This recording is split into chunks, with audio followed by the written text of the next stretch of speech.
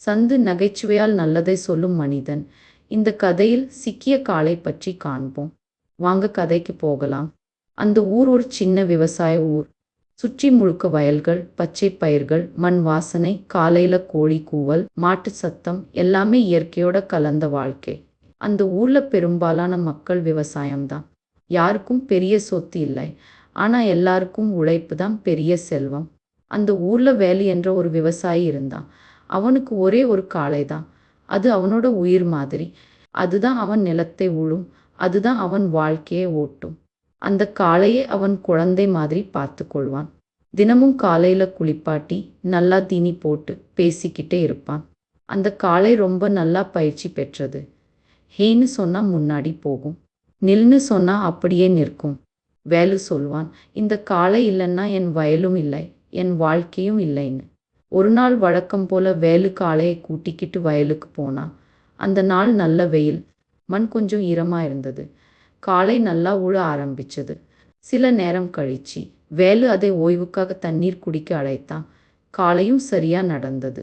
எல்லாம் நன்றாகவே போய்கிட்டு இருந்தது. அடுத்த நாள் காலை வேலு மீண்டும் காளையை கூட்டிக்கிட்டு வயலுக்கு போனான். அந்த நாள் ஒரு பக்கம் புதுசா தோண்டிய பகுதி. மண் கொஞ்சம் சலசலப்பா இருந்தது. காளை முன்னாடி நடந்துச்சு.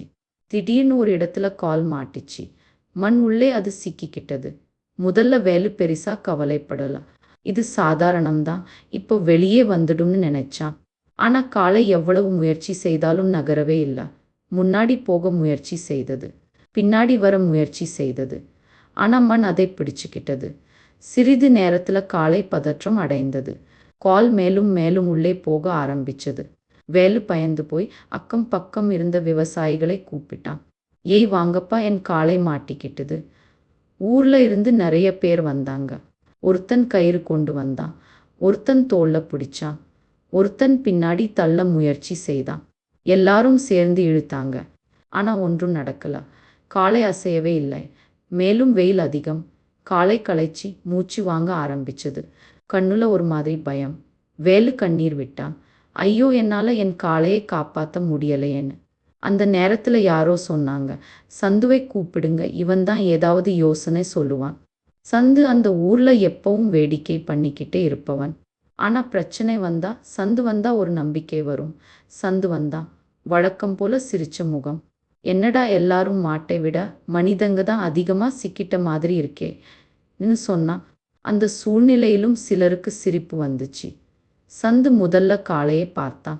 அதோட கண்கள் சிவப்பு, மூச்சு வேகமா, கால் முழுக்க மண்ணுக்குள்ள. சந்து சொன்னான், இழுத்து வெளியே கொண்டு வர முடியாது. அப்படி செய்தா காளைக்கு காயம் வரும். நம்ம மூளை பயன்படுத்தணும். முதல்ல சந்து ஒரு ட்ரிக் முயற்சி செய்தான். வேலுவிடம் கேட்டான், இந்த காலுக்கு ரொம்ப பிடிச்ச தீனி என்ன? வேலு சொன்னான், பச்சை புல், அதுவும் நாட்டுப்புல். சந்து உடனே புல் கொண்டு வந்து காளைக்கு முன்னாடி காட்டினான். வாடா ராஜா, இது உன் ஃபேவரிட்னு பேச ஆரம்பிச்சான். காளை மகிழ்ச்சியா முகத்தை நீட்டிச்சு. முன்னாடி வர முயற்சி செய்தது. ஆனா பயனில்லை. கால் அசையவே இல்லை. அடுத்து சந்து இன்னொரு ட்ரிக். காதுக்குள் மெதுவா பேசுற மாதிரி, டேய் உன் நண்பன் இன்னொரு காளை வந்துட்டான்னு சொன்னான். எல்லாரும் சிரிச்சாங்க. ஆனா காளை எதுவும் புரியாம நின்னது.